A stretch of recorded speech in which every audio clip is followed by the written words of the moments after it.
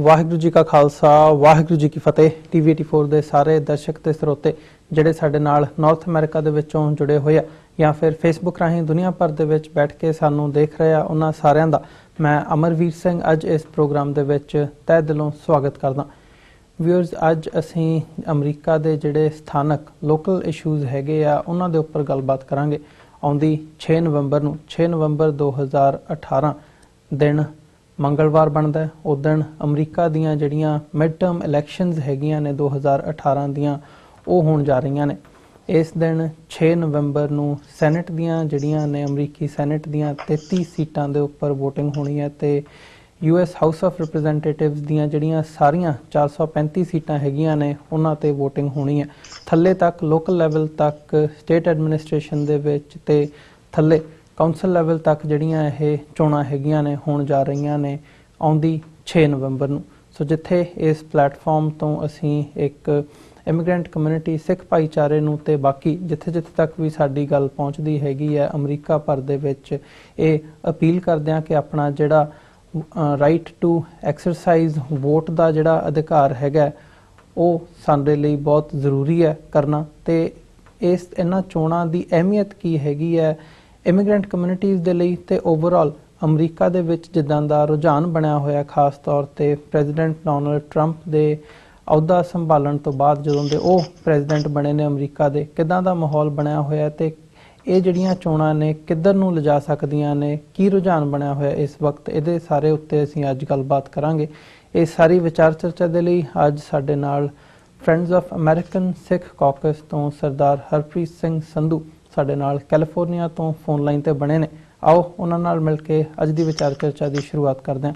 ਜੀ ਸੰਧੂ ਸਾਹਿਬ, ਤੁਹਾਡਾ ਸਵਾਗਤ ਹੈ ਜੀ। ਵਾਹਿਗੁਰੂ ਜੀ ਕਾ ਖਾਲਸਾ ਵਾਹਿਗੁਰੂ ਜੀ ਕੀ ਫਤਿਹ।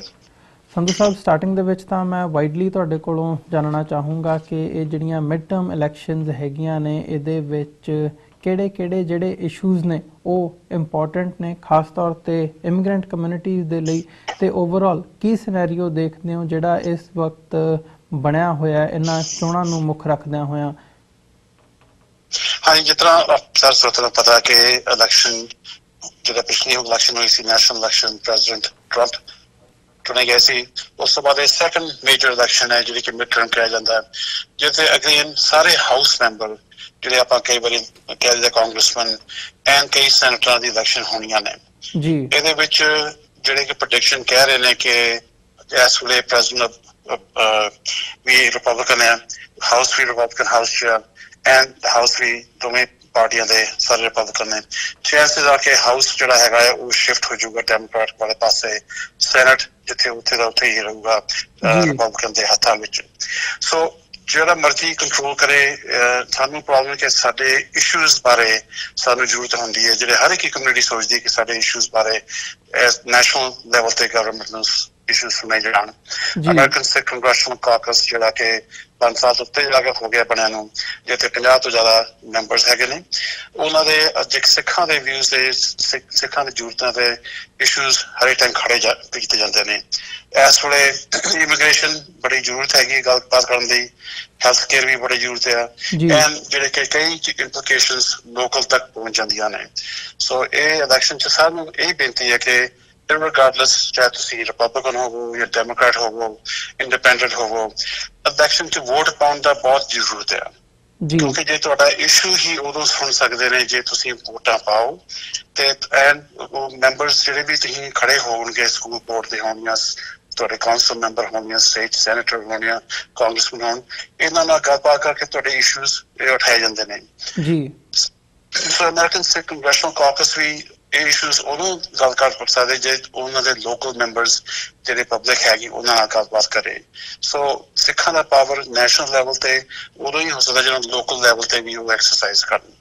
ਸੋ ਇਮੀਗ੍ਰੇਸ਼ਨ ਦਾ ਇਸ ਵੇਲੇ ਤੁਹਾਨੂੰ ਸਾਰਿਆਂ ਨੂੰ ਪਤਾ ਹੈ ਕਿ ਜਿਹੜਾ ਵੀਜ਼ਾ ਸਿਸਟਮ ਹੈ ਬੜਾ ਰਿਸਟ੍ਰਿਕਟ ਕਰਤਾ ਹੈ, ਜਿਹੜੇ ਇਮੀਗ੍ਰੇਸ਼ਨ ਦੇ ਡੇਟਸ ਵਧੀ ਜਾ ਰਹੀਆਂ ਨੇ ਜੀ। ਐਂਡ ਲੀਗਲੀ ਜਿਹੜਾ ਵੱਡਾ ਇਸ਼ੂ ਖੜਾ ਹੋ ਗਿਆ ਇਸ ਵੇਲੇ ਇਮੀਗ੍ਰੇਸ਼ਨ ਤੇ ਕਿ ਜਿਹੜੇ ਕਿ ਆਪਾਂ ਹੁਣ ਵੀਜ਼ਾ ਲੈਣ ਚਾਹੀਦਾ ਹੈ ਪੰਜਾਬ ਤੋਂ, ਹਰਿਆਣਾ ਤੋਂ, ਕਸ਼ਮੀਰ ਤੋਂ, ਸਾਰੇ ਔਰ ਜਾਂ ਸਾਰੇ ਇਲਾਕਿਆਂ ਤੋਂ ਇਹ ਚਾਹੀਦਾ ਹੁੰਦਾ ਸੀ ਕਿ ਦਿੱਲੀ ਚਾਹੀਦਾ ਸੀ ਜੀ। ਹੁਣ ਇਸ ਵੇਲੇ ਜਿਹੜਾ ਕਿ ਐਮਬੈਸੀ ਦਿੱਲੀ ਹੈਗੀ ਉਹ ਇਮੀਗ੍ਰੇਸ਼ਨ ਵੀਜ਼ਾ ਜਿਹੜੇ ਇਮੀਗ੍ਰੇਟਸ ਦੇ ਵੀਜ਼ਾ ਨੇ IR5 IR1, IR2, CR1 और CR2 क्लासिफिकेशन ਜਿਹੜੇ ਵੀਜ਼ਾਸ ਨੇ ਇਹ ਅਪ੍ਰੈਲ ਤੋਂ ਬੰਦ ਕੀਤੇ। ਇਹ ਹੁਣ ਮੁੰਬਈ ਜਾਣਾ ਪੈਂਦਾ ਹੈ ਜੀ। ਹੁਣ ਇਹ ਜਿਹੜਾ ਇਫੈਕਟ ਇਹ ਇੱਕੋ ਹੀ ਥਾਂ ਰਹਿ ਗਿਆ ਜਿੱਥੇ ਕਿ ਇਹ ਵੀਜ਼ੇ ਦੀ ਉਹ ਕਰ ਰਹੇ ਨੇ। ਠੀਕ, ਤੁਹਾਡੇ ਵਿਜ਼ਟਰ ਵੀਜ਼ਾ ਦਿੱਲੀ ਚੱਲ ਜਾਓਗੇ, ਪਰ ਇਹ ਜਿਹੜੇ ਇਮੀਗ੍ਰੈਂਟਸ ਦੇ ਵੀਜ਼ੇ ਮਿਲਦੇ ਨੇ ਇੱਥੇ ਆਉਣ ਦੀ ਦੇਸ਼ 'ਚ, ਉਹ ਹੁਣ ਬੰਬੇ ਜਾਣਾ ਪੈਣਾ। ਇਹ ਜਦੋਂ ਦਾ ਹੋਇਆ ਕਿ ਅਮਰੀਕਨ ਸਟੇਟ ਕੰਗਰੈਸ਼ਨਲ ਕਾਕਸ ਨੇ ਆਪਣੇ ਚੇਅਰਮੈਨ ਅਤੇ ਹੋਰ ਮੈਂਬਰਾਂ ਨਾਲ ਗੱਲਬਾਤ ਕਰ ਰਹੇ ਤੇ ਜ਼ੋ ਲਾਫਰਨ ਜਿਹੜੇ ਕਿ ਸੈਨਸ ਦੇ ਏਰੀਆ ਦੇ ਕਾਂਗਰਸ ਵੂਮਨ ਹੈਗੀ ਹੈ, ਉਹ ਵੀ ਹੁਣ ਚਿੱਠੀ ਲਿਖ ਰਹੇ ਨੇ state department along with chairman caucus ਦੇ ਕਿ ਇਹ ਜਿਹੜਾ ਚੀਜ਼ ਹੈ ਇਹ ਸਿੱਖਾਂ ਦੀ ਬੜਾ ਮੁਸ਼ਕਿਲ ਹੋ ਗਈ, ਕਿਉਂਕਿ ਜੇ ਚੰਡੀਗੜ੍ਹ ਤੋਂ ਵੀ ਤੁਸੀਂ ਲਓ ਡਿਸਟੈਂਸ ਬੰਬੇ ਦਾ ਕੋਈ 1000 ਕਿਲੋਮੀਟਰ ਤੋਂ ਜ਼ਿਆਦਾ ਆ। ਜੇ ਤੁਸੀਂ ਅਫੋਰਡ ਕਰ ਸਕਦੇ ਹੋ ਤੁਸੀਂ ਕੀਤਾ 에ਅਰ ਫਲਾਈਟ ਭਰ ਕੇ ਜਾਓਗੇ, ਚਾਂਸਿਸ ਆਰ ਇੱਕ ਤੋਂ ਜ਼ਿਆਦਾ ਇਮੀਗ੍ਰੈਂਟਸ ਹੁੰਦੇ ਨੇ, ਆਪਣਾ ਹਸਬੈਂਡ ਵਾਈਫ ਬੱਚੇ, ਬਹੁਤ ਜ਼ਿਆਦਾ ਖਰਚਾ ਹੁੰਦਾ। ਜੇ ਗੱਡੀ ਲੈ ਕੇ ਜਾਓ, ਟ੍ਰੇਨ ਲੈ ਕੇ ਜਾਓ, ਪੂਰਾ ਦਿਨ ਦਾ ਰਸਤਾ ਆ। ਤੁਸੀਂ ਪਹੁੰਚਦੇ ਹੋ, ਰਾਤ ਰਹਿਸ਼ ਲੱਭਦੇ ਹੋ, ਅਗਲੇ ਦਿਨ ਕਰਦੇ ਹੋ, ਫਿਰ ਤੁਸੀਂ ਵਾਪਸ ਆਉਂਦੇ ਹੋ। ਇਟਸ ਅ ਹਿਊਜ ਬਰਡਨ ਜਿਹੜਾ ਕਿ ਸਿੱਖਾਂ ਤੇ ਪੰਜਾਬੀਆਂ ਤੇ ਉਹ ਆਲ ਆਫ ਨਾਰਥਰਨ ਕੈਨੇਡਾ ਪੈ ਰਿਹਾ ਹੈ। ਇਹਦਾ ਹੋਪ ਹੈ ਕਿ ਵਾਪਸ ਰਿਟਰਨ ਕੀਤਾ ਜਾਵੇ। ਐਂਡ ਨੋ ਡਾਊਟ ਜੇ ਸਾਨੂੰ ਪਤਾ ਹੀ ਕਿ ਜ਼ਿਆਦਾ ਜਿਹੜੇ ਕਾਂਗਰਸ ਜ਼ੋ ਲਾਫਰਨ ਨੇ ਐਂਡ ਇਹ ਵੀ ਡੈਮੋਕ੍ਰੇਟਸ ਨੇ, ਜੇ ਇਹ ਪਾਵਰ 'ਚ ਆ ਗਏ, ਮੈਨੀ ਜਿਹੜੇ ਕਮੇਟੀਜ਼ ਹੁੰਦੀਆਂ ਨੇ ਜਿਹੜੇ ਕਿ ਓਵਰਸੀਜ਼ ਕਰਦੇ ਨੇ, ਉਹ ਇਹਨਾਂ ਦੇ ਹੱਥ 'ਚ ਆ ਜਾਣਗੇ ਜਿੱਥੇ ਕਿ ਇਹਨਾਂ ਦਾ ਪਾਵਰ ਹੋ ਸਕਦਾ ਹੈ, ਜਿੱਥੇ ਕਿ ਇਹ ਡਿਮਾਂਡ ਕਰ ਸਕਣ ਇਹ ਚੇਂਜਸ ਲਈ ਜਾਣ। ਜੀ ਹਰਪ੍ਰੀਤ ਸਿੰਘ ਜੀ, ਜਿਹੜੀ ਇਹ ਗੱਲ ਤੁਸੀਂ ਜਿਵੇਂ ਇਮੀਗ੍ਰੇਸ਼ਨ ਦੇ ਹਵਾਲੇ ਨਾਲ ਕੀਤੀ ਹੈ, ਕਾਫੀ ਇਹ ਵੱਡਾ ਇਸ਼ੂ ਹੈਗਾ ਤੇ ਪ੍ਰੈਜ਼ੀਡੈਂਟ ਡੋਨਲਡ ਟਰੰਪ ਦੀ ਇੱਕ ਖਾਸ ਜਿਹੜੀ ਫੋਕਸ ਹੈਗੀ ਹੈ ਇਸ ਇਸ਼ੂ ਦੇ ਉੱਤੇ ਰਹੀ ਹੈ। ਕਿਵੇਂ ਉਹਨਾਂ ਨੇ ਜਿਹੜੀਆਂ ਇਮੀਗ੍ਰੈਂਟ ਕਮਿਊਨਿਟੀਜ਼ ਹੈਗੀਆਂ ਨੇ ਉਹ ਜਿਵੇਂ ਫੀਲ ਕਰਦੀਆਂ ਨੇ ਕਿ ਸਾਨੂੰ ਟਾਰਗੇਟ ਕੀਤਾ ਜਾ ਰਿਹਾ ਹੈ, ਕਿਵੇਂ ਵਾਪਸ ਭੇਜਣ ਦੀ ਲਾਈਨ ਹੈਗੀ ਹੈ, ਜਾਂ ਜਿਹੜੀਆਂ ਰਿਸਟ੍ਰਿਕਸ਼ਨਸ ਇੰਪੋਜ਼ ਕੀਤੀਆਂ ਜਾ ਰਹੀਆਂ ਨੇ ਉਹ ਕਾਫੀ ਵੱਡੇ ਲੈਵਲ 'ਤੇ ਇੱਕ ਇਸ਼ੂ ਬਣਿਆ ਹੋਇਆ। ਅਸੀਂ ਪਿਛਲੇ ਸਾਰੇ ਮਹੀਨਿਆਂ ਦੇ ਵਿੱਚ ਦੇਖਿਆ ਕਿਵੇਂ ਇਹ ਮੀਡੀਆ ਦੇ ਵਿੱਚ ਹਾਈਲਾਈਟ ਹੋਇਆ। ਸੋ ਸਾਡੇ ਲਈ ਵੀ ਇਹ ਇਸ਼ੂ ਇੰਪੋਰਟੈਂਟ ਇਸ਼ੂ ਹੈਗਾ। ਜਿਹੜੇ ਅਸਾਈਲਮ ਸੀਕਰਸ ਹੈਗੇ ਨੇ ਪੰਜਾਬ ਦੇ ਵਿੱਚ ਬੈਕ ਹੋਮ ਜਿਹੜੀ ਸਥਿਤੀ ਬਣੀ ਹੋਈ ਹੈ, ਜਦੋਂ ਉੱਥੋਂ ਵੱਖੋ ਵੱਖਰੇ ਮੁਲਕਾਂ ਦੇ ਰਾਹੀਂ ਨਾਰਥ ਅਮਰੀਕਾ ਦੇ ਵਿੱਚ ਹੁੰਦੇ ਹੋਏ ਇੱਥੇ ਤੱਕ ਅਮਰੀਕਾ ਤੱਕ ਪਹੁੰਚਦੇ ਆ, ਇੱਥੇ ਆ ਕੇ ਅਸਾਈਲਮ ਕਲੇਮ ਕਰਦੇ ਆ, ਅਤੇ ਵੱਡਾ ਉਹਦੇ ਵਿੱਚ ਕਾਰਨ ਹੁੰਦਾ ਹੈ ਵੀ ਪਿੱਛੇ ਇੱਕ ਤੁਹਾਡੀ ਜਿਹੜੀ ਪੋਲੀਟੀਕਲ ਆਈਡੀਓਲੋਜੀ ਹੈਗੀ ਹੈ ਵੱਖਰੇ ਮੁਲਕ ਦੀ, ਵੱਖਰੇ ਰਾਜ ਦੀ, ਜਾਂ ਇਹ ਕਹਿ ਲਓ ਕਿ ਸਿੱਖ ਹੋਣ ਦੇ ਨਾਤੇ ਧਰਮ ਦੇ ਆਧਾਰ ਦੇ ਉੱਤੇ ਤੁਹਾਡੇ ਤੇ ਜਿਹੜਾ ਤਸ਼ੱਦਦ ਹੁੰਦਾ ਉਸ ਨੂੰ ਆਧਾਰ ਬਣਾ ਕੇ ਇੱਥੇ ਅਸਾਈਲਮ ਲਈ ਜਾਂਦੀ ਹੈ। ਉਹਦੇ ਵੀ ਜਿਹੜੇ ਪਾਥ ਹੈਗੇ ਆ ਕਾਫੀ ਰਿਸਟ੍ਰਿਕਟ ਕੀਤੇ ਜਾ ਰਹੇ ਆ। ਇਸ ਸਾਰੇ ਨੂੰ ਮੁੱਖ ਰੱਖਦਿਆਂ ਹੋਇਆਂ ਤੁਸੀਂ ਕੀ ਸਮਝਦੇ ਹੋ ਕਿ ਜਿਹੜੀਆਂ ਇਹ ਰਿਸਟ੍ਰਿਕਸ਼ਨਸ ਹੈਗੀਆਂ ਨੇ ਇੰਪੋਜ਼ ਕੀਤੀਆਂ ਜਾ ਰਹੀਆਂ ਨੇ, ਇਹ ਕਿਵੇਂ ਇਫੈਕਟ ਕਰ ਰਹੀਆਂ ਨੇ ਅਮਰੀਕਾ ਦੇ ਵਿੱਚ ਰਹਿੰਦੇ ਜਿਹੜੇ ਆਮ ਅਮਰੀਕੀ ਨੇ ਉਹਨਾਂ ਦੇ ਲਈ, ਤੇ ਜਿਹੜੀਆਂ ਇਮੀਗ੍ਰੈਂਟ ਕਮਿਊਨਿਟੀਜ਼ ਹੈਗੀਆਂ ਨੇ ਉਹਨਾਂ ਦੇ ਲਈ? ਬੜੀ ਇੰਪੋਰਟੈਂਟ ਗੱਲ ਹੈ। ਜਦੋਂ ਆਪਾਂ ਅਸਾਈਲਮ ਦੀ ਗੱਲ ਕਰੀਦੀ ਹੈ, ਇਹ ਜ਼ਿਆਦਾ ਹਾਲਾਂਕਿ ਬੜੀ 84 ਤੋਂ ਬਾਅਦ ਹੀ ਅਸਾਈਲਮ ਸੀਕਰਸ ਆ ਰਹੇ ਨੇ ਇੰਡੀਆ ਤੋਂ, ਕਿਉਂਕਿ ਪਾਲਿਸੀਜ਼ ਜੋ ਉਸ ਦੇਸ਼ ਦੀਆਂ ਹੈਗੀਆਂ ਨੇ। ਜਦੋਂ ਐਸ ਪਿਛਲੇ ਜੂਨ 18 ਨੂੰ ਕਾਂਗਰਸਮੈਨ ਬਾਨਾਮੀਚੀ ਅਤੇ ਕਾਂਗਰਸਮੈਨ ਉੱਥੋਂ ਦੇ ਓਰਗਨ ਦੇ ਫੈਡਰਲ ਪ੍ਰੈਜ਼ੀਡੈਂਟ ਜਿਹੜੇ ਸ਼ੈਰਡਨ ਸੀ ਉੱਥੇ ਗਏ ਤੇ ਉਹਨਾਂ ਨੇ ਜਾ ਕੇ ਦੇਖਿਆ ਕਿ ਇੱਥੇ 120 ਬੰਦੇ ਸੀ। ਉਹਨਾਂ ਨਾਲ ਗੱਲਬਾਤ ਕੀਤੀ ਤੇ ਫਿਰ ਅਚਾਨਕ ਉਹ ਕਹਿੰਦੀ ਕਿ ਮੈਂ ਫਿਰ ਗਰੁੱਪ ਨੂੰ ਦੇਖਿਆ, ਉਹ ਸਾਰੇ ਇੰਡੀਆ ਤੋਂ ਤੇ ਉਸ ਇਲਾਕੇ ਦੇ ਸੀ। ਤਾਂ ਉਹਨਾਂ ਨੇ ਮੈਂ ਪੁੱਛਿਆ ਤੁਸੀਂ ਕੌਣ ਹੋ? ਉਹਨਾਂ ਦੱਸਿਆ ਕਿ ਅਸੀਂ ਸਿੱਖ ਆ। ਉਹ 'ਚ ਸਿੱਖ ਸੀ, ਕ੍ਰਿਸਚਨ ਸੀ। ਤੇ ਉਹਨੇ ਪੁੱਛਿਆ ਤੁਸੀਂ ਕਿਉਂ ਇੱਥੇ ਆਏ ਹੋ? ਤੇ ਉਹਨਾਂ ਦਾ ਜਵਾਬ ਸੀ ਕਿ ਅਸੀਂ ਆਏ ਕਿਉਂਕਿ ਸਾਡੀ ਰਿਲੀਜੀਅਸ ਫਰੀਡਮ ਜਿਹੜੀ ਕਿ ਬੰਦ ਕੀਤੀ ਜਾ ਰਹੀਆਂ ਨੇ। ਉਸ ਤੋਂ ਇਲਾਵਾ ਰਿਲੀਜੀਅਸ ਤੋਂ ਇਲਾਵਾ ਪੋਲੀਟੀਕਲ ਅਫੀਲੀਏਸ਼ਨ ਵੀ ਬੰਦ ਕੀਤੀਆਂ ਜਾ ਰਹੀਆਂ ਨੇ। ਸੋ ਜਦੋਂ ਉਹਨਾਂ ਨੇ ਇਹ ਦੇਖਿਆ ਟਾਰਗੇਟ ਕੀਤਾ ਜਾ ਰਿਹਾ, ਉਹ ਤਾਂ ਹੋ ਗਿਆ ਜੋ ਇਹਨਾਂ ਕਿਸ ਕਰਕੇ ਅਸਾਈਲਮ ਸੀਕਰ ਆ ਰਹੇ ਨੇ, ਜਿਹੜਾ ਕਿ ਇਸ ਦੇਸ਼ ਦਾ ਪਾਲਿਸੀ ਹੋ ਗਈ ਹੈ। ਜੇ ਆਪ ਤੁਸੀਂ ਦੇਖ ਰਹੇ ਹੋ ਹੁਣ ਵੀ ਰੋਜ਼ ਹੀ ਖਬਰਾਂ ਤੇ ਆਉਂਦੇ ਕਿ ਇੱਕ ਬੜੀ ਲੰਬੀ ਕਤਾਰ 'ਚ ਆ ਰਹੇ ਨੇ ਇਮੀਗ੍ਰੈਂਟ ਸਾਊਥ ਅਮਰੀਕਾ ਤੋਂ, ਪਰ ਥਾਂ ਤੇ ਉਸ ਤੋਂ ਬਾਅਦ ਇੱਕ ਐਲੇ ਏਰੀਆ ਪ੍ਰਿਜ਼ਨ ਆ, ਉੱਥੇ ਉਹਨਾਂ ਨੇ ਦੇਖਿਆ ਤੇ 40% ਜਿਹੜੇ ਅਸਾਈਲਮ ਸੀਕਰਸ ਉਸ ਜੇਲ੍ਹ ਵਿੱਚ ਸੀ ਉਹ ਪੰਜਾਬ ਤੋਂ ਸੀ ਜੀ। ਸੋ ਇਹ ਥਾਂ ਤੇ ਇਹ ਜਦੋਂ ਉਹਨਾਂ ਨਾਲ ਗੱਲਬਾਤ ਕੀਤੀ ਜਾਂਦੀ, ਜਿਹੜਾ ਅਸਾਈਲਮ ਸੀਕਰ ਹੈ ਕਹਿੰਦੇ ਕਿ ਨਹੀਂ ਸਾਨੂੰ ਜਦੋਂ ਲਿਆ ਜਾਂਦਾ ਹੈ, ਹੁਣ ਇੱਕ ਆਮ ਹੁੰਦਾ ਸੀ ਕਿ ਤੁਹਾਨੂੰ ਲੈ ਕੇ ਇੱਕ ਤੁਹਾਡੀ ਇਨਵੈਸਟੀਗੇਸ਼ਨ ਸ਼ੁਰੂ ਕਰਨ ਤੋਂ ਪਹਿਲਾਂ ਇੰਟਰਵਿਊ ਲੈ ਕੇ ਤੁਹਾਡਾ ਬਾਂਡ ਕਰ ਦਿੰਦੇ ਸੀ। 3-4 ਹਫ਼ਤੇ ਦਾ ਹੁੰਦਾ ਸੀ ਪ੍ਰੋਸੈਸ। ਉਸ ਤੋਂ ਬਾਅਦ ਤੁਹਾਡਾ ਜਦੋਂ ਵੀ ਆਊਗੀ ਹੀਅਰਿੰਗ ਜੱਜ ਸਾਹਮਣੇ ਹੋ ਜਾਂਦੀ ਸੀ। ਇਹ ਜਿਹੜੇ ਸ਼ੈਰਡਨ ਕੀ ਆਏ ਸੀ, ਇਹਨਾਂ ਨੂੰ ਪੂਰਾ ਮਹੀਨਾ ਬਿਨਾਂ ਕੋਈ ਰਿਪਰੈਜ਼ੈਂਟੇਸ਼ਨ ਬੰਦ ਕੀਤਾ ਗਿਆ ਸੀ। ਇਹ ਕਹਿੰਦਾ ਕੋਈ ਲਾਇਰ ਨਹੀਂ ਦੇਖਣ ਮਿਲ ਦਿੱਤਾ, ਕੋਈ ਪਰਿਵਾਰ ਨੂੰ ਕੋਈ ਪਤਾ ਨਹੀਂ ਸੀ ਕਿੱਥੇ ਸਾਡੇ ਚਲੇ ਗਏ ਨੇ ਬੱਚੇ ਜਾਂ ਆਪਣੇ ਘਰੋਂ ਬੱਚੇ ਜਿਹੜੇ ਆਏ ਸੀ। ਸੋ ਇਹ ਉਸ ਕਰਕੇ ਉਸ ਵੇਲੇ ਫਿਰ ਜੱਜ ਨੇ ਇਹਨਾਂ ਦਾ ਟੈਂਪਰੇਰੀ ਰਿਸਟ੍ਰੇਨਿੰਗ ਆਰਡਰ ਪਾਇਆ ਕਿ ਇਹਨਾਂ ਨੂੰ ਸਾਰੇ ਸਹੂਲਤਾਂ ਦਿੱਤੀਆਂ ਜਾਣ। ਉਦੋਂ ਫਿਰ ਇਹ ਪ੍ਰਿਜ਼ਨ ਖੋਲੀ ਗਈ ਲਾਇਰਸ ਲਈ ਰਿਪਰੈਜ਼ੈਂਟੇਸ਼ਨ ਕਰਨ ਲਈ। ਸੋ ਉਦੋਂ ਹੀ ਪਤਾ ਲੱਗਿਆ ਕਿ ਕਿੰਨੇ ਮੁਸ਼ਕਿਲਾਂ ਨਾਲ ਇਹਨਾਂ ਨੂੰ ਤੰਗੀ ਕਰਨ ਲੱਗ ਪਏ ਨੇ। ਇਹ ਇੱਥੇ ਵੀ ਕਹਿੰਦਾ ਜੇ ਸਿੱਖਾਂ ਨੂੰ ਨਹੀਂ ਪਰ ਹਰ ਇੱਕ ਥਾਂ ਹੋ ਰਹੀਆਂ ਨੇ ਕਿ ਉਹ ਤੰਗੀ ਤਾਂ ਕਰ ਰਹੇ ਨੇ ਕਿ ਇਹਨਾਂ ਨੂੰ ਕੀਤਾ ਜਾਵੇ ਕਿ ਤੁਸੀਂ ਇੱਥੇ ਨਾ ਪਹੁੰਚੋ, ਪਰ ਅਫਸੋਸ ਹੈ ਕਿ ਫਿਰ ਕਿੱਥੇ ਜਾਣ ਇਹ ਜਿਹੜੇ ਕਿਸਾਨ ਸੀਕਰਸ। ਸੋ ਜਦੋਂ ਮੇਰੀ ਗੱਲਬਾਤ ਵੀ ਇੰਟਰਵਿਊ ਕੀਤਾ ਗਿਆ ਇੰਡੀਅਨ ਨਿਊਜ਼ਪੇਪਰਸ ਨੇ, ਉਹਨਾਂ ਨੇ ਪੁੱਛਿਆ ਕਿ ਸਾਡੇ ਕੀ ਹੋਊਗਾ, ਬੱਚਿਆਂ ਨੂੰ ਕੀ ਕਹੋਗੇ ਤੁਸੀਂ ਨਾ ਇੱਥੇ ਆਓ। ਮੈਂ ਕਿਹਾ ਮੇਰਾ ਤਾਂ ਨਹੀਂ ਪਤਾ ਕਿ ਮੈਂ ਕੀ ਕਹੂੰਗਾ, ਮੈਂ ਕਾਂਗਰਸਮੈਨ ਦਾ ਹੀ ਦੱਸ ਸਕਦਾ ਕਿ ਜੋ ਉਹ ਕਹਿ ਰਹੇ ਨੇ, ਉਹ ਕਹਿ ਰਹੇ ਨੇ ਕਿ ਇਹ ਪੋਲੀਟੀਕਲ ਅਫੀਲੀਏਸ਼ਨ ਔਰ ਰਿਲੀਜੀਅਸ ਪਰਸੀਕਿਊਸ਼ਨ ਕਰਕੇ ਆ ਰਹੇ ਨੇ। ਜੇ ਉਹ ਇੰਡੀਆ 'ਚ ਨਾ ਹੋਵੇ ਚੀਜ਼ਾਂ, ਇੱਥੇ ਉਹਨਾਂ ਦੀ ਆਉਣ ਦੀ ਜ਼ਰੂਰਤ ਨਹੀਂ। ਸੋ ਇਹ ਨਹੀਂ ਕਿ ਇੱਥੇ ਤੁਸੀਂ ਨਾ ਆਓ, ਉਹ ਇਹ ਅਸਾਈਲਮ ਸੀਕਰ ਲਈ ਆ ਰਹੇ ਨੇ। ਉਸ ਤੋਂ ਬਾਅਦ ਦੇਖਿਆ ਗਿਆ ਕਿ ਬੱਚੇ, ਛੋਟੇ ਛੋਟੇ ਬੱਚੇ 13, 14, 15, 16 ਸਾਲ ਦੇ ਵੀ ਬੱਚੇ ਆ ਰਹੇ ਨੇ ਕਿਉਂਕਿ ਉਹਨਾਂ ਦਾ ਵੀ ਇਹ ਪ੍ਰੋਬਲਮ ਸ਼ੁਰੂ ਹੋ ਗਿਆ ਉੱਥੇ।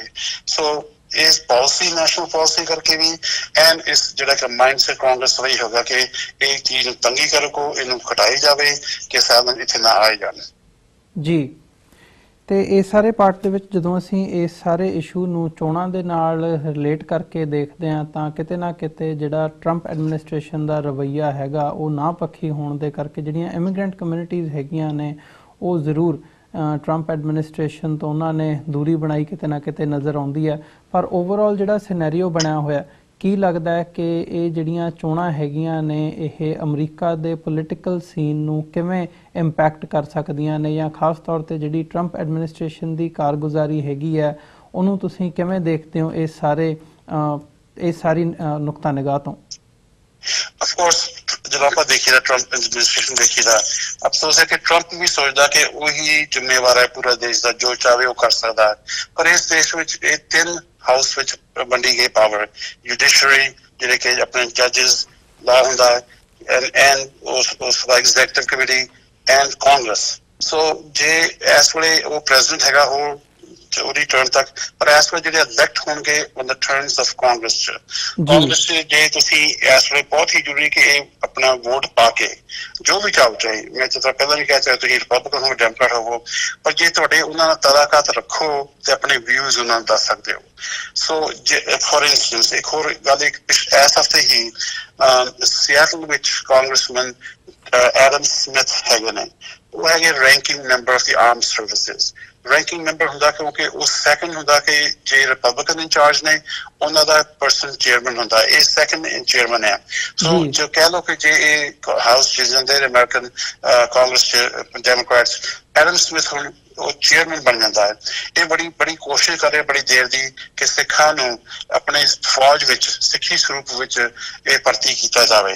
ਸੋ ਇਸ ਵੇਲੇ ਹਾਲਾਂਕਿ ਐਕਸੈਪਸ਼ਨ ਕੀਤੀਆਂ ਜਾਂਦੀਆਂ, ਤੁਹਾਨੂੰ ਨੋਟਿਸ ਦੇਣਾ ਪੈਂਦਾ ਹੈ, ਪਰ ਜਦੋਂ ਚੇਅਰਮੈਨ ਹੈਗਾ ਉਹ ਇਸ ਇਸ਼ੂ ਨੂੰ ਲਿਆ ਸਕਦਾ ਹੈ। ਅਫਸੋਸ ਹੈ ਕਿ ਜਦੋਂ ਪਹਿਲਾਂ ਵੀ ਗੱਲ ਕੀਤੀ ਕਿ ਪੁਰਾਣੇ ਚੇਅਰਮੈਨ ਉਹ ਕਹਿੰਦੇ ਕਿ ਇਹ ਇਸ਼ੂ ਨੂੰ ਲਿਆਉਣ ਨਹੀਂ ਲੱਗੇ ਨੇ। ਸੋ ਜਦੋਂ ਜੇ ਕਾਂਗਰਸ ਚ ਜਿੱਤ ਹੋ ਗਈ, ਚੇਅਰਮੈਨਸ਼ਿਪ ਫਰਕ ਥਾਵਾਂ ਦੇ ਚੇਅਰਮੈਨਸ਼ਿਪ ਚੇਂਜਸ ਆ ਜਾਂਦੀਆਂ, ਉਹਦੇ ਚ ਤੁਹਾਡਾ ਪਾਵਰ ਹੋ ਜਾਂਦਾ। ਸੋ ਅਫਕੋਰਸ ਜੇ ਤੇ ਡੈਮੋਕ੍ਰੇਟਸ ਆ ਗਏ there will be difference in ਤੁਹਾਡੇ ਜਿਹੜੇ ਇਸ਼ੂਜ਼ ਨੇ, ਇਮੀਗ੍ਰੇਸ਼ਨ ਹੋ ਗਿਆ, ਆਰਮ ਫੋਰਸਿਸ ਹੋ ਗਿਆ, ਹੇਟ ਕ੍ਰਾਈਮ ਹੋ ਗਿਆ, ਔਰ ਜੁਡੀਸ਼ਰੀ ਚ ਵੀ ਹੋ ਗਿਆ, ਕਿਉਂਕਿ ਆਪਣੇ ਕੋਰਟ ਸਿਸਟਮ ਚ ਵੀ ਬੜਾ ਜ਼ਰੂਰਤ ਹੈਗੇ ਜਿਹੜੇ ਕਿ ਆਪਣੇ ਥਾਂ ਤੇ ਇੰਪੈਕਟ ਕਰਦੇ ਸਿੱਖਾਂ ਨੂੰ।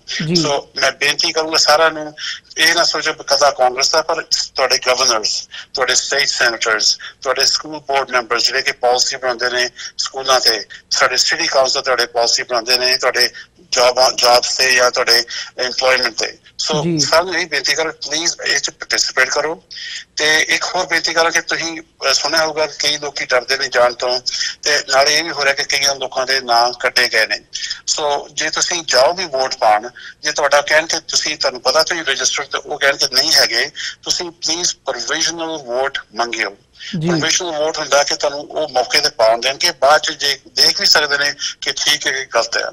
ਸੋ ਸਾਰਿਆਂ ਨੂੰ ਬੇਨਤੀ ਹੈ ਕਿ 6 ਨਵੰਬਰ ਨੂੰ ਜਾ ਕੇ ਵੋਟ ਪਾਓ, ਤੇ ਇਹਦਾ ਪਾਵਰ ਵੀ ਆਪਣਾ ਤੁਹਾਡਾ ਇਹ ਪਾਵਰ ਕਹਿਣ ਦਾ ਮਤਲਬ ਤੁਹਾਡੀ ਵੌਇਸ ਦਾ ਪਾਵਰ ਇਸ ਦੇਸ਼ ਵਿੱਚ ਵਧੇ। ਜੀ, ਹਰਪ੍ਰੀਤ ਸਿੰਘ ਜੀ, ਹੋਰ ਕਿਹੜੇ ਇਸ਼ੂਜ਼ ਹੈਗੇ ਨੇ ਇਹਨਾਂ ਚੋਣਾਂ ਦੇ ਵਿੱਚ ਜਿਹੜੇ ਮੁੱਖ ਤੌਰ ਤੇ ਮੇਨ ਸਟ੍ਰੀਮ ਮੀਡੀਆ ਦੇ ਵਿੱਚ ਜਾਂ ਜਿਹੜੀ ਮੇਨ ਸਟ੍ਰੀਮ ਪੋਲਿਟਿਕਸ ਹੈਗੀ ਹੈ ਅਮਰੀਕਾ ਦੀ ਉਹਦੇ ਵਿੱਚ ਸਾਹਮਣੇ ਆ ਰਹੇ ਨੇ? ਸਾਰੇ ਕੋਈ ਨਾ ਕੋਈ ਤਰੀਕੇ ਨਾਲ ਤੁਹਾਨੂੰ ਇੰਪੈਕਟ ਕਰਦੇ ਨੇ। ਜੇ ਕਹਿ ਲਓ ਕਿ ਤੁਹਾਡੇ ਤੁਸੀਂ ਬਿਜ਼ਨਸ ਬਣਾਉਂਦੇ ਪਏ, ਸਿੱਖਾਂ ਦੀ ਬਿਜ਼ਨਸ ਹੈਗੀਆਂ ਨੇ, ਦੇਖੀ ਟਰਾਂਸਪੋਰਟੇਸ਼ਨ ਤੇ ਬੜਾ ਚੱਲ ਰਿਹਾ ਸੀ ਇਸ਼ੂ ਕਿ ਜਦੋਂ ELD ਜਿਹੜੇ ਟਰੱਕਾਂ ਤੇ ਹੈਗੀ ਆ, ਉਹ ਵੀ ਇਸ਼ੂਜ਼ ਜਿਹੜੇ ਟਰਾਂਸਪੋਰਟੇਸ਼ਨ ਪਾਇਆ ਗਿਆ ਸੀ, ਚੇਂਜਸ ਲਿਆਉਣ ਦੀ ਕੋਸ਼ਿਸ਼ ਕੀਤੀ, ਪਰ ਅਗੇਨ ਉਹ ਬਿਲਸ ਕਮੇਟੀ ਵਿੱਚ ਜਾ ਕੇ ਫਸ ਜਾਂਦੇ ਨੇ। ਜਿਹੜੇ ਕਿ ਹੁਣ ਰੈਗੂਲੇਸ਼ਨ ਕਰਤੀ ਹੈ ਟਰੱਕਿੰਗ ਤੇ 10 ਘੰਟੇ ਦਾ ਤੁਸੀਂ ਚਲਾ ਸਕਦੇ ਹੋ, ਹਾਲਾਂਕਿ ਆਪਣੇ ਪਤਾ ਕਿ ਕਈ ਫੈਮਿਲੀ ਮੈਂਬਰ ਦੱਸਦੇ ਵੀ ਨੇ ਕਿ ਤੁਹਾਨੂੰ 2 ਤੋਂ 3 ਘੰਟੇ ਤੁਸੀਂ ਡਾਕ ਤੇ ਜਾਂ ਯਾਰਡ ਤੇ ਜਾਂ ਤੁਸੀਂ ਫਾਰਮ ਪ੍ਰੋਡਕਟ ਲੈਣ ਜਦੋਂ ਉੱਥੇ ਖੜਾਈ ਰੱਖਦੇ ਨੇ ਤੇ ਤੁਸੀਂ ਚਲਾਉਂਦੇ ਨਹੀਂ, ਪਰ ਤੁਹਾਡਾ 2-3 ਘੰਟੇ ਉੱਥੇ ਲੱਗਦੇ ਨੇ, ਜਾਣਦੇ ਨੇ। So that's a process that needs to be changed in Congress in transportation ਵਾਲੇ ਪਾਸਿਓਂ। ਆਪਣੇ ਜੇ ਤੁਹਾਡੇ ਕੋਈ ਸਟੋਰਸ ਹੋਣ, ਲੋਕਲ ਕਨਵੀਨੀਅੰਸ ਸਟੋਰ ਹੋਣ, ਤੁਹਾਡੇ ਸਿਟੀ ਰੈਗੂਲੇਸ਼ਨ ਕਈ ਵਾਰੀ ਪਾ ਦਿੰਦੇ ਜਿਹੜੇ ਕਿ ਤੁਹਾਡੇ ਤੇ ਅਫੈਕਟ ਹੁੰਦਾ ਹੈ ਗਲਤ ਪਾਸੇ।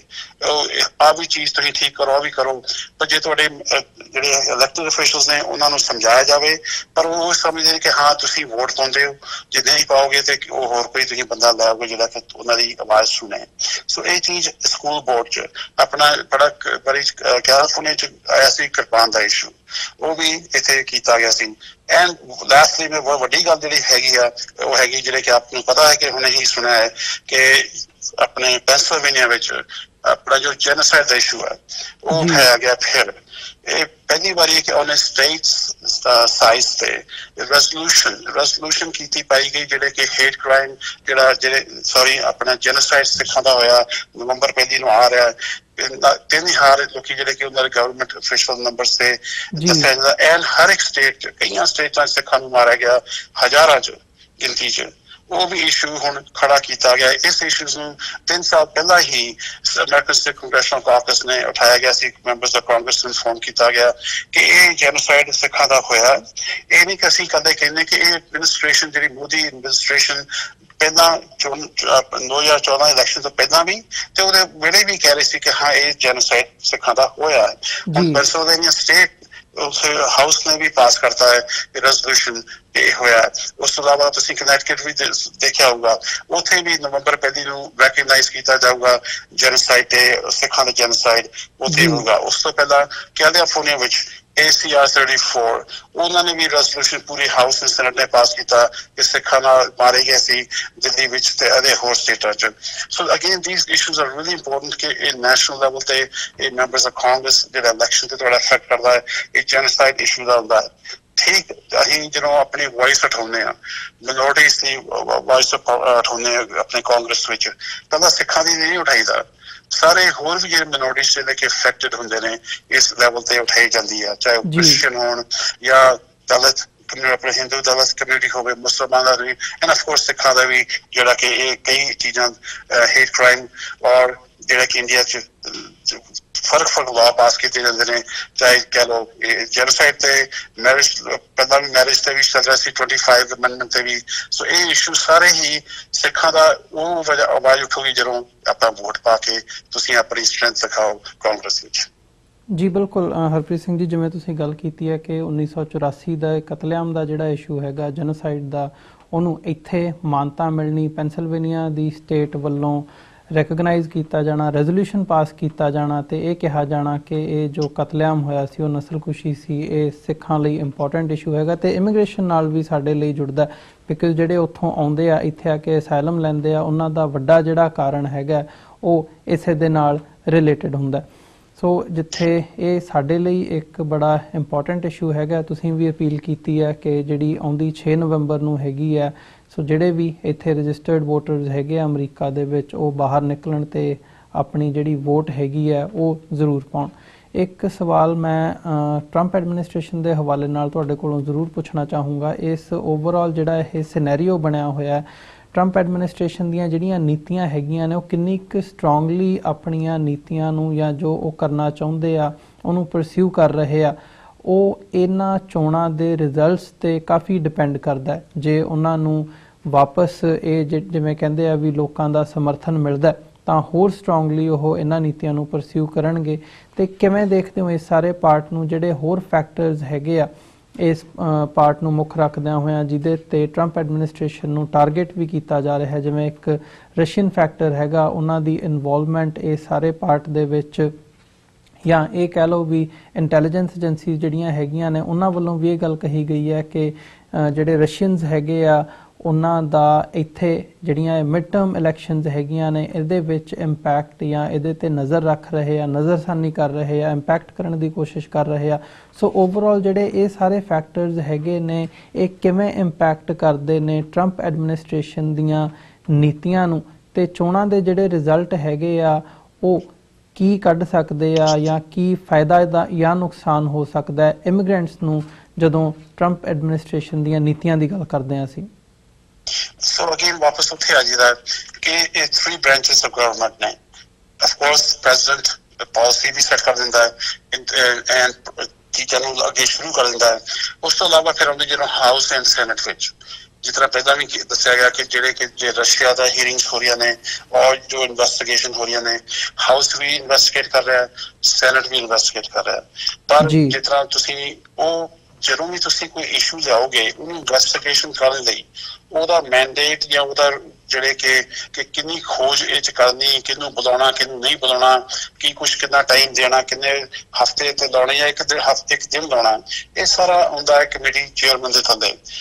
ਇਸ ਵੇਲੇ ਸੈਨੇਟ ਥੱਲੇ ਮਿਸਟਰ ਮਕਾਨਲ ਹੈਗਾ, ਉਹ ਬੜਿਆਂ ਨੇ ਸੁਣਿਆ ਕਿ ਜੋ ਵੀ ਹੀਅਰਿੰਗਸ ਹੁੰਦੀਆਂ ਨੇ ਉਹਨਾਂ ਨੂੰ ਅਬਰਪਟਲੀ ਬੰਦ ਕਰ ਦਿੰਦੇ ਨੇ। ਸੋ ਨਾਲ ਦੇ ਨਾਲ ਹਾਊਸ ਵਿੱਚ ਵੀ ਇਹਨਾਂ ਦੇ ਜਿਹੜੇ ਕਿ ਹੈਗੇ ਨੇ ਚੇਅਰਮੈਨ, ਉਹ ਵੀ ਕਈ ਚੀਜ਼ਾਂ ਨੂੰ ਅੱਗੇ ਨਹੀਂ ਆਉਣ ਦਿੰਦੇ। ਜੇ ਕਹਿ ਲਓ ਕਿ ਹਾਊਸ ਚੇਂਜ ਹੁੰਦਾ ਹੈ, ਇਨਵੈਸਟੀਗੇਸ਼ਨ ਜਿਹੜੇ ਕਿ ਪਹਿਲਾਂ ਜਿਹੜੇ ਨਹੀਂ ਹੋ ਰਹੀਆਂ ਸੀ ਉਹ ਹੋ ਸਕਦੀਆਂ ਨੇ, ਚਾਹੇ ਇਹ ਰਸ਼ੀਆ ਦੇ ਲੈਵਲ ਲੈ ਲਓ ਔਰ ਜਿਹੜਾ ਕਿ ਸਿੱਖਾਂ ਨੂੰ ਇੰਪੈਕਟ ਕਰਦਾ, ਚਾਹੇ ਆਰਮ ਸਰਵਿਸਿਜ਼ 'ਚ, ਇਹ ਚੀਜ਼ਾਂ ਅੱਗੇ ਤਾਂ ਬਦਲ ਸਕਦੀਆਂ ਕਿ ਜੇ ਚੇਅਰਮੈਨਸ਼ਿਪ ਅਲਾਉ ਕਰੂਗਾ। ਸੋ ਇਹਦੇ 'ਚ ਬੜਾ ਵੱਡਾ ਇੰਪੈਕਟ ਹੋਊਗਾ ਇਹ ਇਲੈਕਸ਼ਨ ਕਰਕੇ। ਠੀਕ ਮੇਬੀ ਸੈਨੇਟ ਨਹੀਂ ਹੋਊਗਾ ਪਰ ਐਵਰੀਬਾਡੀ ਇਨਵੈਸਟੀਗੇਸ਼ਨ ਪਾਵਰ ਹੁੰਦਾ, ਸਬੀਨਾ ਪਾਵਰਸ ਉਹਨਾਂ ਕੋਲ ਹੁੰਦੇ ਨੇ ਜਿਹੜੇ ਕਿ ਅੱਗੇ ਆ ਕੇ ਉਹਨਾਂ ਨੂੰ ਆਪਣੇ ਜੋ ਵੀ ਇਨਵੈਸਟੀਗੇਟ ਹੋ ਰਹੇ ਨੇ ਉਹਨਾਂ ਨੂੰ ਆ ਕੇ ਬਿਆਨ ਦੇਣੇ ਪੈਂਦੇ ਨੇ ਅੰਡਰ ਓਥ ਐਂਡ ਅੰਡਰ ਪਰਜੂਰੀ। ਸੋ ਇਹ ਚੀਜ਼ਾਂ ਜਿਹੜੀਆਂ ਕਿ ਨਹੀਂ ਹੋ ਰਹੀਆਂ ਉਹ ਇਹ ਲਾਗੂ ਹੋਣਗੀਆਂ ਜੇ ਚੇਅਰਮੈਨਸ਼ਿਪ ਚੇਂਜ ਹੋ ਗਿਆ ਇਸ ਵੇਲੇ। So it is important. ਤੇ ਫਿਰ ਮੈਂ ਇੱਕ ਹੋਰ ਗੱਲ ਵੋਟਾਂ ਦੇ ਦੱਸਦਾ ਕਿ ਜਿਹਨਾਂ ਕੋਲ ਐਬਸੈਂਟੀ ਵੋਟਾਂ ਹੈਗੀਆਂ ਨੇ, ਫੋਰ ਇੰਸਟੈਂਸ ਓਰਗਨ ਸਟੇਟ ਹੈਗੀ ਕਿ ਸਾਰੀ ਸਟੇਟ ਹੀ ਐਬਸੈਂਟੀ ਬਾਈ ਮੇਲ ਵੋਟ ਪਾਉਂਦੇ ਨੇ। ਜੇ ਆਪਣੇ ਸਿੱਖਾਂ ਨੇ ਜੇ ਐਬਸੈਂਟੀ ਵੋਟ ਵੀ ਬਣਾਈ ਆ, ਚੇਤਾ ਰੱਖੋ ਕਿ ਅਮਰੀਕਨ ਨੈਸ਼ਨਲ ਲੈਵਲ ਤੇ ਹੁੰਦਾ ਕਿ 20% ਵੋਟਾਂ ਇੱਕਦਮ ਨਹੀਂ ਕੋਈ ਪਾਉਂਦਾ ਤੇ ਉਹ ਡੇਟ ਐਟ ਦੀ ਐਂਡ ਜਾ ਕੇ ਪਾਉਂਦੇ ਨੇ। ਸੋ ਬੇਨਤੀ ਉਹਨਾਂ ਨੂੰ ਵੀ ਕਰੂੰਗਾ ਜੇ ਤੁਸੀਂ ਤੁਹਾਡੇ ਕੋਲ ਐਬਸੈਂਟੀ ਵੋਟ ਹੈਗੀ ਆ ਉਹਨੂੰ ਵੀ ਪਾ ਕੇ ਆਇਓ ਤੇ ਭੇਜ ਦਿਓ, ਔਰ ਨਹੀਂ ਤਾਂ ਜਿੱਥੇ ਵੀ ਤੁਹਾਡਾ ਇਲੈਕਸ਼ਨ ਹੋ ਰਿਹਾ ਉੱਥੇ ਜਾ ਕੇ ਡ੍ਰੌਪ ਇਨ ਕਰ ਦਿਓ। So back to the question ਕਿ administration the power I think it will be curtailed ਕਿ ਉਹ ਥੋੜੇ ਉਹਦੇ 'ਚ ਥੋੜਾ ਮਜ਼ਬੂਤੀ ਕੀਤੀ ਜਾਊਗੀ ਕਿ ਇਨਵੈਸਟੀਗੇਸ਼ਨ ਪਾਵਰ ਜਿਹੜਾ ਇੱਕ ਪਾਰਟੀ ਨੂੰ ਦੂਜੀ ਪਾਰਟੀ ਸ਼ੇਅਰ ਕਰਕੇ ਇਕੁਅਲ ਬ੍ਰਾਂਚਸ ਹਰ ਟਾਈਮ ਇਹ ਹੁੰਦਾ ਕਿ ਆਵਾਜ਼ ਉਠਾਈ ਜਾਣ ਲਈ ਤਾਂ ਹੀ ਉਠਾਈ ਜਾਊਗੀ ਜੇ ਤੁਹਾਡੇ ਕੋਲ ਜੇ ਪਾਵਰ ਹੋਵੇ ਤਾਂ। ਜੀ ਬਿਲਕੁਲ। ਸੋ ਹਰਪ੍ਰੀਤ ਸਿੰਘ ਜੀ ਤੁਹਾਡਾ ਬਹੁਤ-ਬਹੁਤ ਧੰਨਵਾਦ, ਤੁਸੀਂ ਆਪਣਾ ਸਮਾਂ ਕੱਢ ਕੇ ਸਾਡੇ ਨਾਲ ਵਿਚਾਰਾਂ ਦੀ ਸਾਂਝ ਪਾਈ ਹੈ, ਸਾਡੇ ਨਾਲ ਇਹ ਸਾਰੀ ਜਿਹੜੇ ਇਸ਼ੂਜ਼ ਹੈਗੇ ਆ ਇਹਦੇ ਤੇ ਡਿਸਕਸ਼ਨ ਕੀਤੀ ਹੈ। ਤੇ ਆਉਣ ਵਾਲੀ ਜਿਹੜੀ 6 ਨਵੰਬਰ ਦਾ ਦਿਨ ਹੈਗਾ ਤੇ ਜਿਹੜੇ ਰਿਜ਼ਲਟਸ ਹੈਗੇ ਆ ਉਹ ਕੀ ਸਾਡੇ ਸਾਹਮਣੇ ਲੈ ਕੇ ਆਉਣਗੇ ਉਹਦੇ ਤੇ ਵੀ ਨਜ਼ਰ ਰੱਖਾਂਗੇ ਤੇ ਦੁਬਾਰਾ ਫਿਰ ਤੁਹਾਡੇ ਨਾਲ ਗੱਲਬਾਤ ਦਾ ਮੌਕਾ ਬਣੂਗਾ ਜਦੋਂ ਰਿਜ਼ਲਟ ਆਉਂਦੇ ਆ ਜਾਂ ਜਦੋਂ ਕੋਈ ਨਵੀਂ ਡਿਵੈਲਪਮੈਂਟ ਹੁੰਦੀ ਹੈ। ਇਸ ਸਾਰੇ ਨੂੰ ਮੁੱਖ ਰੱਖਦੇ ਹਾਂ। ਸੋ ਅੱਜ ਦੇ ਸ਼ੋਅ ਦੇ ਵਿੱਚ ਇੱਥੇ ਹੀ ਇਜਾਜ਼ਤ ਚਾਹਾਂਗੇ ਜੀ ਤੁਹਾਡੇ ਕੋਲੋਂ। ਬਹੁਤ-ਬਹੁਤ ਧੰਨਵਾਦ ਤੁਹਾਡਾ। ਫਤਿਹ ਦੀ ਸਾਂਝ ਪਾਈ ਅੰਤ ਦੇ ਵਿੱਚ। ਵਾਹਿਗੁਰੂ ਜੀ ਕਾ ਖਾਲਸਾ, ਵਾਹਿਗੁਰੂ ਜੀ ਕੀ ਫਤਿਹ। ਵਿਊਅਰਸ, ਉਮੀਦ ਕਰਦੇ ਹਾਂ ਕਿ ਜਿਹੜੀ ਅੱਜ ਦੀ ਸਾਡੀ ਗੱਲਬਾਤ ਸੀ friends of American Sikh caucus ਤੋਂ ਸਰਦਾਰ ਹਰਪ੍ਰੀਤ ਸਿੰਘ ਸੰਧੂ ਹੋਰਾਂ ਦੇ ਨਾਲ, ਉਹ ਤੁਹਾਨੂੰ ਜ਼ਰੂਰ ਪਸੰਦ ਆਈ ਹੋਵੇਗੀ। ਸੋ ਜਾਂਦੇ ਤੁਹਾਡੇ ਚਰਨਾਂ ਦੇ ਵਿੱਚ ਬੇਨਤੀ ਕਰਦੇ ਹਾਂ TV84 ਨੂੰ ਅੱਗੇ ਵਧਾਉਣ ਦੇ ਲਈ, ਚੱਲਦਾ ਰੱਖਣ ਦੇ ਲਈ ਸਾਨੂੰ ਤੁਹਾਡੀ ਸਹਾਇਤਾ ਦੀ ਲੋੜ ਹੈ। TV84 ਨੂੰ ਡੋਨੇਟ ਕਰਨ ਦੇ ਲਈ ਤੁਸੀਂ ਸਾਡੀ ਵੈਬਸਾਈਟ www.tv84.tv ਤੇ ਜਾ ਕੇ ਸਾਨੂੰ ਡੋਨੇਟ ਕਰ ਸਕਦੇ ਹੋ ਤੇ ਮੰਥਲੀ ਡੋਨੇਸ਼ਨਸ ਦੇ ਲਈ ਪਲੈਜ ਕਰ ਸਕਦੇ ਹੋ। ਜੇ ਚੈੱਕ ਰਾਹੀਂ ਡੋਨੇਸ਼ਨਸ ਭੇਜਣੀਆਂ ਚਾਹੁੰਦੇ ਹੋ ਤਾਂ TV84 ਦੇ ਨਾਂ ਦਾ ਚੈੱਕ ਬਣਾ ਕੇ ਤੁਸੀਂ ਸਾਨੂੰ ਸਾਡੇ ਐਡਰੈਸ ਤੇ ਮੇਲ ਕਰ ਸਕਦੇ ਹੋ। 3601 37th Avenue, Long Island City, New York 11101। Website ਇੱਕ ਵਾਰ ਫਿਰ ਦੱਸਦੇ ਹਾਂ www.tv84.tv। ਇਸੇ ਦੇ ਨਾਲ ਵਿਊਅਰਸ ਅਸੀਂ ਅੱਜ ਦੇ ਪ੍ਰੋਗਰਾਮ ਦੇ ਵਿੱਚ ਇੱਥੇ ਹੀ ਤੁਹਾਡੇ ਕੋਲੋਂ ਇਜਾਜ਼ਤ ਚਾਹਾਂਗੇ ਜੀ। ਦੁਬਾਰਾ ਫਿਰ ਕੱਲ੍ਹ ਨੂੰ ਤੁਹਾਡੇ ਨਾਲ ਮੁਲਾਕਾਤ ਹੋਵੇਗੀ। ਤਦ ਤੱਕ ਲਈ ਇਜਾਜ਼ਤ ਦਿਓ ਜੀ। ਵਾਹਿਗੁਰੂ ਜੀ ਕਾ ਖਾਲਸਾ, ਵਾਹਿਗੁਰੂ ਜੀ ਕੀ ਫਤਿਹ।